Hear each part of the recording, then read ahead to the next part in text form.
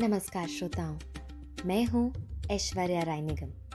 आपका स्वागत है गुनाहों का देवता की इस अगली कड़ी में। शुरू करने से पहले वीडियो को लाइक और शेयर करें और चैनल को सब्सक्राइब करना ना भूलें ताकि आप इस अद्भुत यात्रा की कोई भी कड़ी मिस ना करें। तो आइए कहानी का सफर आगे बढ़ाएं। आंगन में अंधेरा होने लगा था। वह उठकर सुधा के कमरे के सामने पड़ी हुई कोच पर बैठ गया और बिनती ने बत्ती जला दी। खत छोटा सा था। डॉक्टर चंदर बाबू, क्या तुम कभी सोचते थे कि तुम इतनी दूर होगे और मैं तुम्हें खत लिखूंगी? लेकिन खैर, अब तो घर में चैन की बंसी बजाते होंगे। एक अकेले मैं ही कांटे जैसी खटक रही थी, उसे भी तुमने निकाल फेंका। अब तुम्हें ना कोई परेशान करता होगा, ना तुम्हारे पढ़ने लिखने में बाधा पहुंचती होगी। अब तो तुम 1 महीने में 10-12 थीसिस लिख डालोगे। जहाँ दिन में 24 घंटे तुम आँख के सामने रहते थे, वहाँ अब तुम्हारे बारे में एक शब्द सुनने के लिए तड़प उठती हूँ। कई दफ़े तबीयत आती है कि जैसे बिनती से तुम्हारे बारे में बातें करती थी, वैसे ही इनसे, तुम्हारे मित्र से तुम्हारे बारे में बातें करूँ। लेकिन ये तो जाने कैसी कैसी बातें करते हैं। और सब ठीक है, यहाँ बहुत आज़ादी है मुझे। माँ जी भी बहुत अच्छी हैं, पर्दा बिल्कुल नहीं करती। अपने पूजा के सारे बर्तन पहले ही दिन हमसे मंजवाए। देखो, पापा का ध्यान रखना और बिनती को जैसे मैं छोड़ आई हूँ उतनी ही मोटी रहे। मैं महीने भर बाद आकर तुम्हीं से बिनती को वापस लूँगी, समझे? यह ना करना कि मैं ना रहूँ तो मेरे बजाय बिनती को रुला रुला कर कुढ़ा कुढ़ा कर मार डालो, जैसी तुम्हारी आदत है। चाय ज़्यादा मत पीना। खत का जवाब फौरन, तुम्हारी सुधा। चंदर ने चिट्ठी एक बार फिर पढ़ी, 2 बार पढ़ी और बार बार पढ़ता गया। हल्के हरे कागज पर छोटे छोटे काले अक्षर जाने कैसे लग रहे थे, जाने क्या कह रहे थे। छोटे छोटे अर्थात कुछ उनमें अर्थ था जो शब्द से भी ज्यादा गंभीर था। युगों पहले व्याकरणों ने उन शब्दों के जो अर्थ निश्चित किए थे, सुधा की कलम से जैसे उन शब्दों को एक नया अर्थ मिल गया था। चंदर बेसुध सा तन्मय होकर उस खत को बार बार पढ़ता गया और किस समय वह छोटे छोटे नादान अक्षर उसके हृदय के चारों ओर कवच जैसे बौद्धिकता और संतुलन के लौह पात्र को चीर कर अंदर बिंध गए और हृदय की धड़कनों को मरोड़ना शुरू कर दिया। ये चंदर को खुद नहीं मालूम हुआ जब तक कि उसकी पलकों से एक गर्म आंसू खत पर नहीं टपक पड़ा। लेकिन उसने बिनती से वह आंसू छिपा लिए और खत मोड़कर बिनती को दे दिया। बिनती ने खत लेकर रख लिया और बोली, अब चलिए खाना खा लीजिए। चंदर इनकार नहीं कर सका। महाराजन ने थाली लगाई और बोली, भैया नीचे अबहिन आंगन धोआ जाए, आप जाके ऊपर खाए ले। चंदर को मजबूरन ऊपर जाना पड़ा। बिनती ने खाट बिछा दी, एक स्टूल डाल दिया, पानी रख दिया और नीचे थाली लाने चली गई। चंदर का मन भारी हो गया था। यह वही जगह है, वही खाट है जिस पर शादी की रात वह सोया था। इसी के पैताने सुधा आकर बैठी थी, अपने नए सुहाग में लिपटी हुई सी। यहीं पर सुधा के आंसू गिरे थे। बिनती थाली लेकर आई और नीचे बैठकर पंखा करने लगी। हमारी तबीयत तो है ही नहीं खाने की बिनती, चंदर ने भर्राए हुए स्वर में कहा। अरे, बिना खाए पिए कैसे काम चलेगा? और फिर आप ऐसा करेंगे तो हमारी क्या हालत होगी? दीदी के बाद और कौन सहारा है? खाइए। और बिनती ने अपने हाथ से एक और बनाकर चंदर को खिला दिया। चंदर खाने लगा। चंदर चुप था, वह जाने क्या सोच रहा था। बिनती चुपचाप बैठी पंखा झल रही थी। क्या सोच रहे हैं आप? बिनती ने पूछा। कुछ नहीं, चंदर ने उतनी ही उदासी से कहा। नहीं बताइएगा, बिनती ने बड़े कातर स्वर से कहा। चंदर एक फीकी मुस्कान के साथ बोला, बिनती अब तुम इतना ध्यान न रखा करो, तुम समझती नहीं बाद में कितनी तकलीफ होती है। सुधा ने क्या कर दिया है ये वह खुद नहीं समझती। कौन नहीं समझता? बिनती एक गहरी सांस लेकर बोली। दीदी नहीं समझती या हम नहीं समझते? सब समझते हैं, लेकिन जाने मन कैसा पागल है कि सब कुछ समझकर धोखा खाता है। अरे, दही तो आपने खाया ही नहीं। वह पूरी लाने चली गई और इस तरह दिन कटने लगे। जब आदमी अपने हाथ से आंसू मोल लेता है, अपने आप दर्द का सौदा करता है, तब दर्द और आंसू तकलीफ देह नहीं लगते। और जब कोई ऐसा हो जो आपके दर्द के आधार पर आपको देवता बनाने के लिए तैयार हो और आपके एक एक आंसू पर अपने 100 आंसू बिखेर दे, तब तो कभी कभी तकलीफ भी भली मालूम देने लगती है। लेकिन फिर भी चंदर के दिन कैसे कट रहे थे, यह वही जानता था। लेकिन अकबर के महल में जलते हुए दीपक को देखकर अगर किसी ने जाड़े की रात जमुना के घुटनों घुटनों पानी में खड़े होकर काट दी, तो चंदर अगर सुधा के प्यारे प्यारे खतों के सहारे समय काट रहा था, तो कोई ताज्जुब नहीं। अपने अध्ययन में प्रौढ़, अपने विचारों में उदार होने के बावजूद चंदर अपने स्वभाव में बच्चा था, जिससे जिंदगी कुछ भी करवा सकती थी, बशर्ते जिंदगी को यह आता हो कि इस भोले भाले बच्चे को कैसे बहलावा दिया जाए। बहलावे के लिए मुस्कानें ही जरूरी नहीं होती हैं, शायद आंसुओं से मन जल्दी बहल जाता है। बिनती के आंसुओं में चंदर सुधा की तस्वीर देखता था और बहल जाता था। वह रोज शाम को आता और बिनती से सुधा की बातें करता। जाने कितनी बातें, जाने कैसी बातें, और बिनती के माध्यम से सुधा में डूबकर चला आता था। चूंकि सुधा के बिना उसका दिन कटना मुश्किल था, एक क्षण कटना मुश्किल था, इसलिए बिनती उसकी एक जरूरत बन गई थी। वह जब तक बिनती से सुधा की बात नहीं कर लेता था, तब तक जैसे वह बेचैन रहता था। तब तक उसकी किसी काम में तबीयत नहीं लगती थी। जब तक सुधा सामने रही, कभी भी उसे यह नहीं मालूम हुआ कि सुधा का क्या महत्व है उसकी जिंदगी में। आज जब सुधा दूर थी तो उसने देखा कि सुधा उसकी सांसों से भी ज्यादा आवश्यक थी उसकी जिंदगी के लिए। लगता था वह एक क्षण सुधा के बिना जिंदा नहीं रह सकता।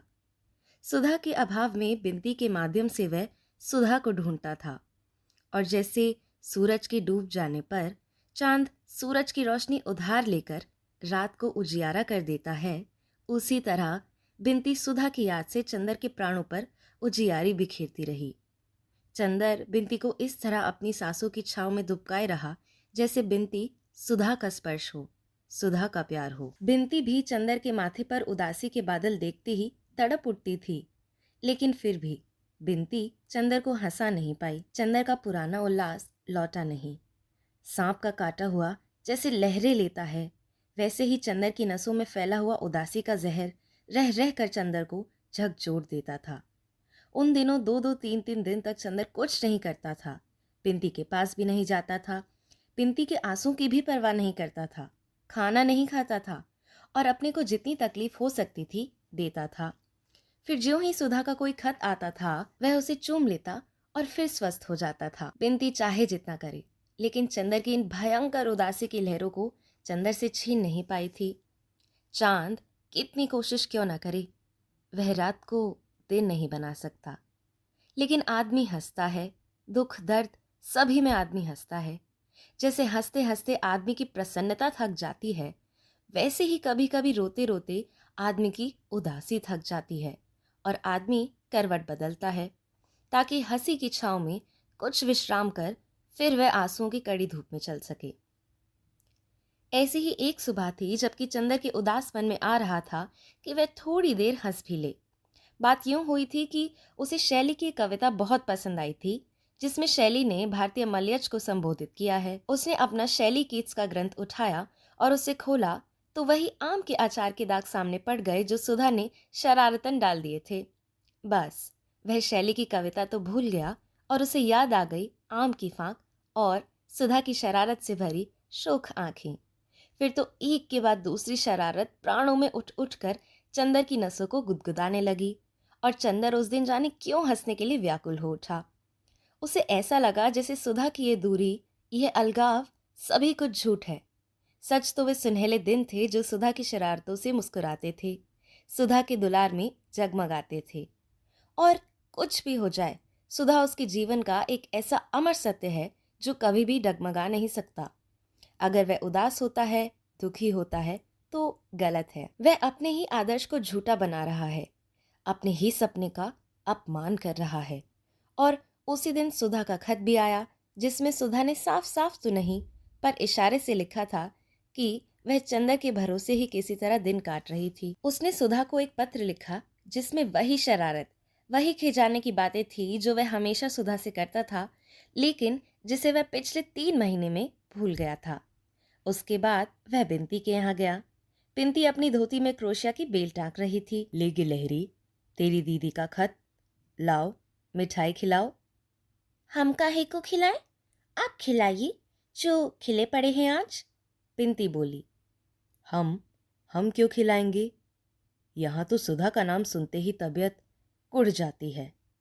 अरे चलिए, आपका घर मेरा देखा है, मुझसे नहीं बन सकते आप। बिंती ने मुंह चिढ़ाकर कहा। आज बड़े खुश हैं? हाँ बिंती। एक गहरी सांस लेकर चंदर चुप हो गया। कभी कभी उदासी भी थक जाती है। और मुंह झुकाकर बैठ गया। क्यों, क्या हुआ? बिंती ने चंदर की बाह में सुई चुभो दी। चंदर चौंक उठा। हमारी शक्ल देखते ही आपके चेहरे पर मुहर्रम छा जाता है। अजी नहीं, आपका मुखमंडल देखकर तो आकाश में चंद्रमा भी लज्जित हो जाता होगा, श्रीमती बिंती विदुषी। चंदर ने हंसकर कहा। आज चंदर बहुत खुश था। बिंती लज्जा गई और फिर उसके गालों में फूल के कटोरे खिल गए और उसने चंदर के कंधे से फिर सुई चुभोकर कहा, आपको एक बड़ी मजे की बात बतानी है आज। क्या? फिर हंसिएगा मत और चिढ़ाइएगा नहीं। बिंती बोली। कुछ तेरे ब्याह की बात होगी, चंदर ने कहा। नहीं, ब्याह की नहीं, प्रेम की। बिंती ने हंसकर कहा और झेप गई। अच्छा, गिलहरी को ये रोग कब से? चंदर ने हंसकर पूछा। अपनी माँ जी की शक्ल देखी है ना, काट कर कुएं में फेंक देंगी तुझे। अब क्या करें, कोई सिर पर प्रेम मर ही दे तो? बिंती ने बड़े आत्मविश्वास से कहा। थी बड़े खुले स्वभाव की लड़की। आखिर कौन अभागा है वह, जरा नाम तो सुने। चंदर बोला। हमारे महाकवि मास्टर साहब। बिंती ने हंसकर कहा। अच्छा, यह कब से? तूने पहले तो कभी बताया नहीं। अब तो जाकर हमें मालूम हुआ। पहले सोचा दीदी को लिख दे, फिर वहां जाने किसके हाथ में चिट्ठी पड़े तो सोचा तुम्हें बता दे। हुआ क्या आखिर? चंदर ने पूछा। बात ये हुई कि पहले तो हम दीदी के साथ पढ़ते थे, तब तो मास्टर साहब कुछ नहीं बोलते थे। इधर जब से हम अकेले पढ़ने लगे तब से कविताएं समझाने के बहाने दुनिया भर की बातें करते रहे। एक बार स्कंदगुप्त पढ़ाते पढ़ाते बड़ी ठंडी सांस लेकर बोले, काश कि आप भी देवसेना बन सकती। बड़ा गुस्सा आया मुझे। मन में आया कह दूं कि मैं तो देवसेना बन जाती, लेकिन आप अपना कवि सम्मेलन का पेशा छोड़कर स्कंदगुप्त कैसे बन पाएंगे? लेकिन फिर मैंने कुछ कहा नहीं, दीदी से सब बात कह दी। दीदी तो हैं ही लापरवाह, कुछ कहा नहीं उन्होंने। और मास्टर साहब वैसे अच्छे हैं, पढ़ाते भी अच्छा है, लेकिन ये फितूर जाने कैसे उनके दिमाग में चढ़ गया। बिंती बड़े सहज स्वभाव से बोली। लेकिन इधर क्या हुआ? चंदर ने पूछा। अभी कल आए, एक हाथ में उनके एक मोटी सी कॉपी थी। दे गए तो देखा वह उनकी कविताओं का संग्रह है और उसका नाम उन्होंने रखा है बिंती। अभी आते होंगी, क्या करे कुछ समझ में नहीं आता। अभी तक दीदी के भरोसे हमने सब छोड़ दिया था, वह पता नहीं कब आएंगी। अच्छा लाओ, वह संग्रह हमें दे दो, चंदर ने कहा।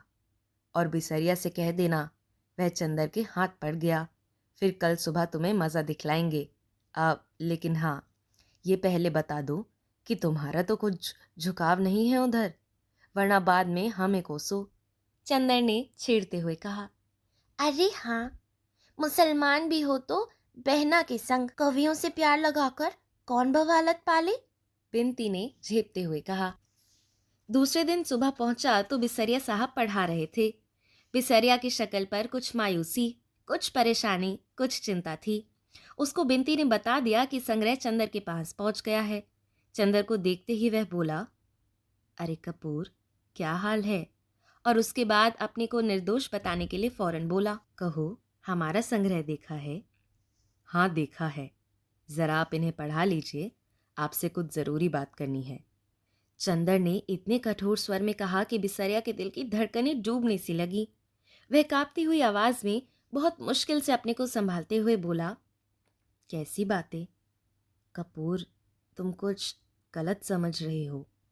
कपूर एक उपेक्षा की हंसी हंसा और चला गया। डॉक्टर साहब पूजा करके उठे थे। दोनों में बातें होती रही। उनसे मालूम हुआ कि अगले महीने में संभवतः चंदर की नियुक्ति हो जाएगी और 3 दिन बाद डॉक्टर साहब खुद सुधा को लाने के लिए शाहजहांपुर जाएंगे। उन्होंने बुआ जी को पत्र लिखा है कि यदि वह आ जाएं तो अच्छा है, वरना चंदर को 2-3 दिन बाद यहीं रहना पड़ेगा, क्योंकि बिनती अकेली है। चंदर की बात दूसरी है, लेकिन और लोगों के भरोसे डॉक्टर साहब बिनती को अकेला नहीं छोड़ सकते। अविश्वास आदमी की प्रवृत्तियों को जितना बिगाड़ता है, विश्वास आदमी को उतना ही बनाता है।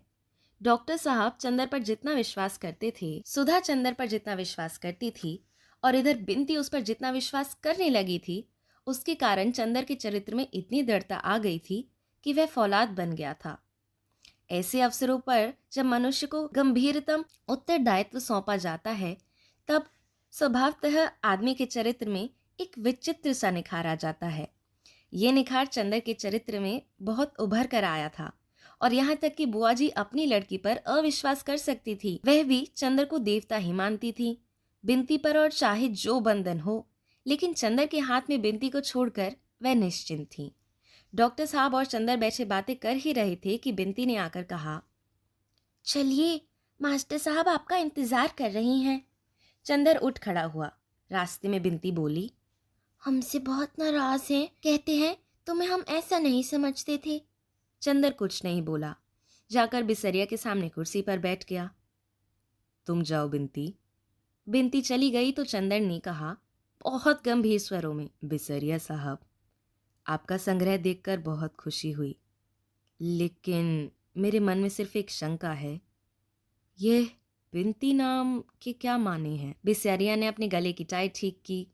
वह गर्मी में भी टाई लगाता था और दिन में नाइट कैप पहनता था। टाई ठीक कर खंकार कर बोला, मैं भी यही समझता था कि आपको यह गलत फहमी होगी, लेकिन वास्तविक बात यह है कि मुझे मध्यकाल की कविता बहुत पसंद है। खास तौर में उसमें बिनती, प्रार्थना शब्द बड़ा मधुर है।